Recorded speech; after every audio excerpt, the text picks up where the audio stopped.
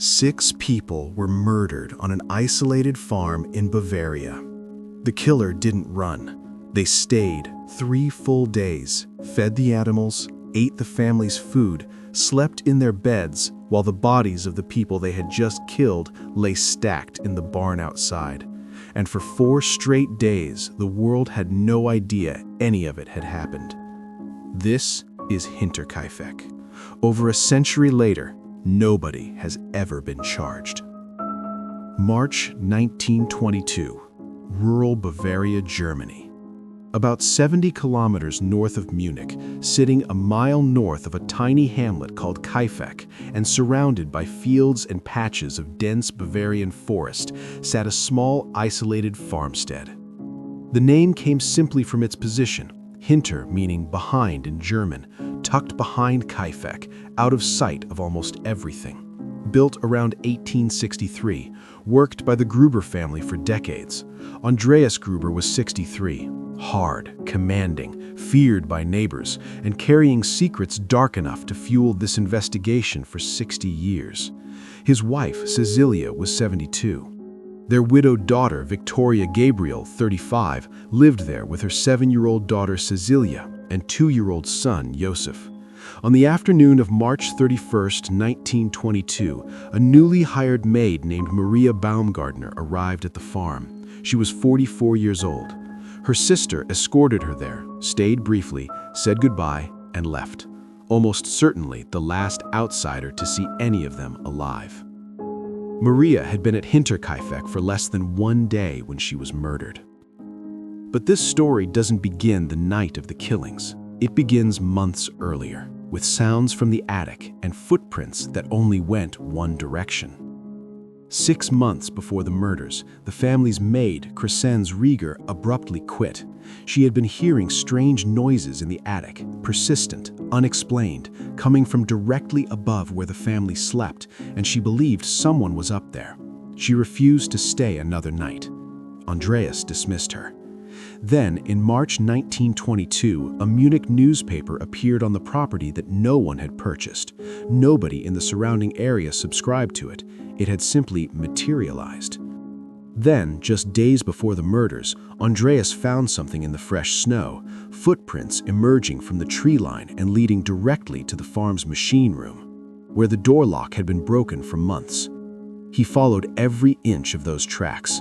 There were no prints going back to the forest. Whatever had walked out of those woods had not returned. That same night, the family heard footsteps moving in the attic above them. Andreas searched it by lantern, found nothing. And around that same time, a set of keys had gone missing from the farmhouse entirely. He told neighbors, refused all offers of help, reported nothing to police. Then came the night of March 30th, the night before the murders. One of young Cecilia's school friends later recalled the girl whispering something unsettling, that her mother, Victoria, had fled the farmstead after a violent argument with Andreas and was found wandering in the surrounding forest hours later. Whether that is exactly what happened, nobody alive can say for certain, but it is what the child told her friend, and less than 24 hours later, Victoria was dead. Sometime around the evening of March 31st, 1922, every person on that farm was murdered with a mattock. 6 people, 2 of them children, the youngest not yet 3 years old. Then the fire was stoked, the animals were fed, and later that night, a farmer would claim he had seen 2 figures standing silently at the forest's edge beside the farm. When they realized they were being watched, they turned their backs so their faces could not be seen. Before we follow what happened on that farm, it's worth pausing for a moment. Cases like this have a way of drifting into rumor and exaggeration over the decades. For this investigation, every event you've heard so far, every name, every date, every report has been drawn directly from archived newspapers, police records, court documents, and historical research surrounding the Hinterkaifeck murders.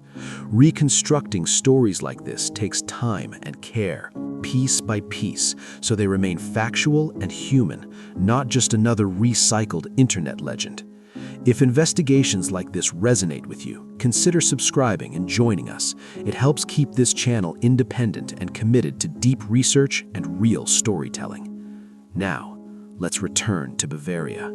March 31st, 1922. Someone was waiting at Hinterkaifeck. When the neighbors finally broke through the barn gate on April 4th and found 4 bodies stacked in the hay, they watched Lorenz Schlittenbauer walk directly to the locked front door of the farmhouse and open it. What happened exactly in those few seconds, witnesses would later disagree about completely. Some said he forced it. Others said it had simply been unhooked. A few insisted he produced a key. What nobody disputed was this: he opened it without hesitation, as if he'd done it 100 times before. And a key had gone missing from the Gruber household several days before the murders. Schlittenbauer walked inside alone.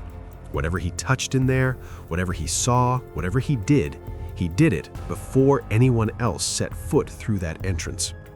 4 days had passed between the murders and that moment, and in those 4 days, the killer had been running the farm. The morning of April 1st, the day after the killings, young Cecilia didn't appear at school. Her mother, Victoria, a reliable presence at Sunday church worship, didn't show. That afternoon, 2 coffee salesmen named Hans and Edward Shirovsky arrived at the farm to take an order. They knocked on the door, knocked on the windows, walked the yard, noticed the gate to the machine room standing open, and left. The farm looked quiet, nothing alarming, nothing wrong. April 2nd, April 3rd, Cecilia missed school again. The family's mail accumulated untouched at the local post office. A neighbor's son rode over to buy lard and found no one home. On the morning of April 4th, a local mechanic named Albert Hoffner arrived to repair a food chopper engine. He waited a full hour for anyone to appear. Nobody came. He completed the repair, 4.5 hours on the property, heard nothing but farm animals and a dog howling from inside the barn, and left, without raising a single alarm. That same afternoon, Schlittenbauer noticed the accumulated mail and decided to investigate. Rather than going himself first, he sent his 16-year-old son Johann and his 9-year-old stepson Josef Dick to the farm ahead of him. Only when they returned, having seen no one, did Schlittenbauer go himself, bringing neighbors Michael Poole and Jakob Siegel. They found all the doors locked. They broke through the barn gate. What was inside broke all 3 of them.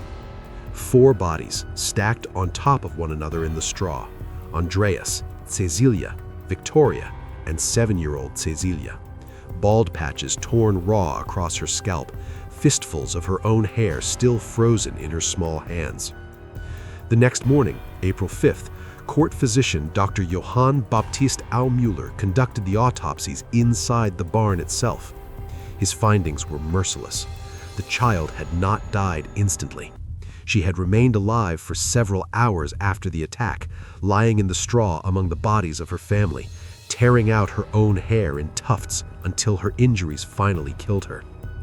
When investigators arrived, they realized something even more disturbing. Someone had been tending the animals the entire time. The cattle had been fed, bread had been eaten from the kitchen, meat had been freshly cut from the pantry. Someone had been living there 3 days, among the dead. Then Schlittenbauer opened that front door his own way, walked inside alone, and found Maria Baumgartner dead in her bed, her first and last night at the farm. And in another room, Josef, 2 years old, killed in his bassinet. The murder weapon was nowhere at the scene. A large amount of money sat untouched in the house. This had never been about robbery. And when Munich's lead investigator, Georg Reingruber, finally arrived, onlookers had already walked freely through both buildings, moved the bodies, disturbed every surface, and someone had even cooked a meal in the family's kitchen while 6 corpses lay outside. The crime scene was already gone, and with it, the only real chance to ever prove who had done it. Here is a detail that has appeared in accounts collected by investigators over the years and has never been satisfactorily explained. In 1925, 2 years after the farm was demolished, a local teacher named Hans Iblager found Lorenz Schlittenbauer standing alone among the rubble of Hinterkaifeck. When asked why he was there, Schlittenbauer said something that stopped investigators cold. He said the killer had tried to bury the bodies in the barn, but couldn't because the ground was frozen solid. That detail had never been published. It had never appeared in any newspaper. It was not public knowledge. Lorenz Schlittenbauer knew it anyway. The investigation under Munich Inspector Georg Reingruber had been damaged from its first hour. The crime scene contaminated, the evidence scattered, almost nothing physical to work from. So investigators turned to motive. And inside the Gruber family's history, they found darkness deep enough to fill 60 years of leads. In 1915, Andreas Gruber and his daughter Victoria had been convicted in Neuburg District Court of incest, a relationship documented as running between 1907 and 1910. Andreas served 1 year in prison. Victoria served 1 month. Then, in 1919, Victoria told her neighbor and lover Lorenz Schlittenbauer something that only she knew, that her newborn son Josef had been fathered not by Schlittenbauer as claimed, but through her father's continuing abuse. Schlittenbauer went to the authorities and filed a complaint. Then he withdrew it. Then he reinstated it under sworn testimony. The court released Andreas regardless, and Schlittenbauer formally agreed to adopt Josef as his own son. Then his relationship with Victoria ended. Andreas had intervened and forced it to end. Schlittenbauer married someone else. That child died in infancy. Victoria was now pursuing him for child support. The man had reported the crime, adopted the boy, lost his own infant, been cut from Victoria's life by the very man he'd tried to put away, and opened that Gruber farmhouse door without hesitation when the bodies were found. When local suspicion hardened into public accusation, Schlittenbauer didn't retreat. He published a formal warning in the Schrobenhausener Wochenblatt newspaper, telling the community to stop spreading rumors, then backed it up in court. He sued neighbors for slander. He won multiple times. Aggressive, litigious, immovable, right up until his death in 1941. But he was not the only name that refused to go away. The family's former maid, Crescenz Rieger, pointed investigators toward 2 brothers, Anton and Karl Bickler. Anton had worked the Hinterkaifeck potato harvest and knew every corner of the property. Rieger testified that Bickler had openly spoken about the Grubers needing to die. Then she added one detail that investigators found impossible to shake. The Gruber's dog barked at nearly every visitor who came to that farm. It had never once barked at Anton Bickler. Over 100 suspects, over 60 years of investigation, no charges, no conviction, no answer. And the investigation was about to make a decision so desperate it has baffled criminologists ever since. When every rational lead had collapsed and procedure had nothing left to offer, investigators made a move that even those involved would later admit bordered on desperation. The victims' skulls were removed and reportedly shown to clairvoyants in Munich. Not as official investigation procedure, not as documented forensic method, as a last resort, as an act of pure, exhausted helplessness from men who had run out of everything else. The clairvoyants told them nothing useful. Then the Second World War arrived, and the skulls disappeared into the chaos of it, lost forever, never recovered. The Gruber family and Maria Baumgartner were buried in a plot in Weidhofen without their heads. They remain there today. Meanwhile, the murder weapon was still missing. Less than a year after the killings, the farm was officially demolished, torn down to prevent it becoming a site of morbid pilgrimage. As workers broke the structure apart in 1923, they found what an entire year of searching had failed to locate. Hidden in the loft of the barn, a mattock, still covered in dried blood. The murder weapon, concealed directly above the crime scene, while investigators had been combing every inch beneath it for 12 straight months. And the detail that made this discovery even more disturbing: a former farmhand named Georg Siegel had once worked at Hinterkaifeck. During his time there, Siegel had worked with that very mattock and knew exactly where it was kept inside the barn. He was investigated. He was released. The trail went cold. During the same demolition, a penknife was found in the hay. Investigators noted it carefully, but the previous maid, Crescence Rieger, told police she was certain she had seen that same penknife lying in the yard during her time at the farm, meaning it likely belonged to one of the victims. That lead went nowhere. The case was officially closed in 1955, 33 years after the murders, with 0 charges ever filed. The last recorded interrogation of any person of interest took place in 1986, when Detective Chief Superintendent Konrad Müller-Thumann retired and quietly shut the files. In 1951, a woman named Crescencia Mayer made a deathbed confession, naming her brothers Adolf and Anton Gump as the killers. Adolf had already been flagged as a suspect just 9 days after the murders due to his documented connections to a far-right paramilitary group called Freikorps Oberland, linked to the killing of 9 farmers in Upper Silesia in 1921. Adolf had died in 1944, but Anton was alive. Prosecutor Andreas Popp had him arrested immediately. Anton denied everything. Without Adolf to question and no physical evidence, the charges were formally discontinued in 1954. Then, in 1971, a woman identifying herself only as Therese T. wrote a letter to investigators. She described a childhood memory, overhearing her mother receive a visit from a woman whose sons, from a village called Sattelberg, had allegedly committed the murders. The mother had mentioned her son Andreas regretted losing his penknife, a penknife found at Hinterkaifeck during demolition.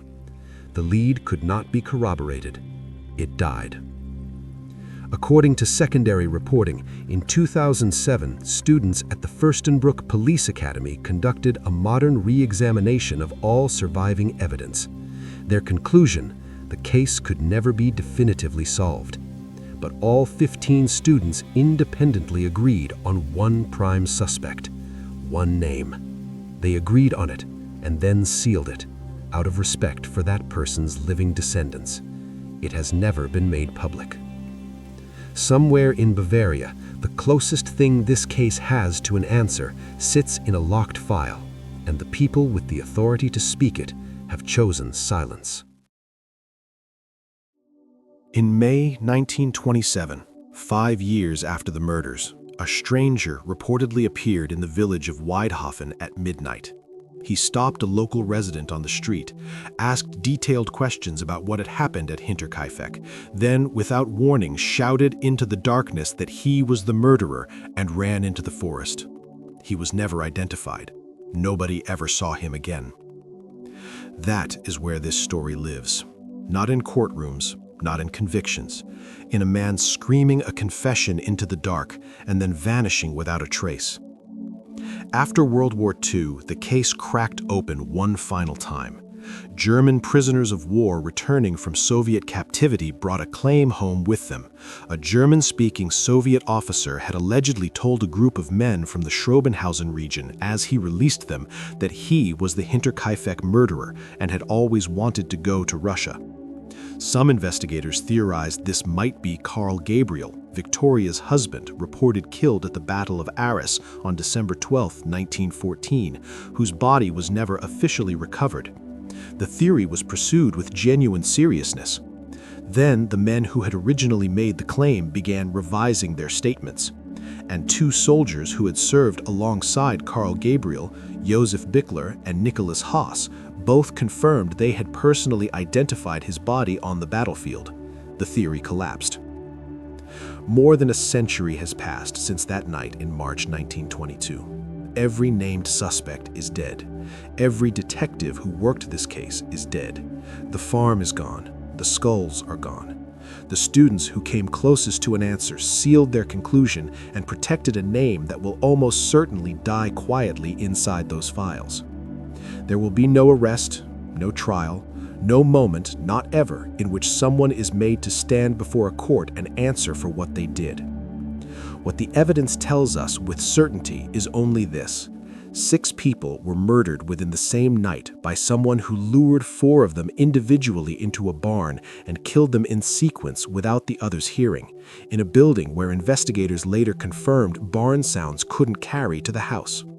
Someone who then walked inside and killed a sleeping toddler and a woman on her very first day of work, who hid the murder weapon in the loft directly above the crime scene, where it sat undiscovered for a full year, who stayed for 3 days afterward, eating the bread, cutting meat from the pantry, feeding the cattle, while 6 bodies lay stacked in the straw outside.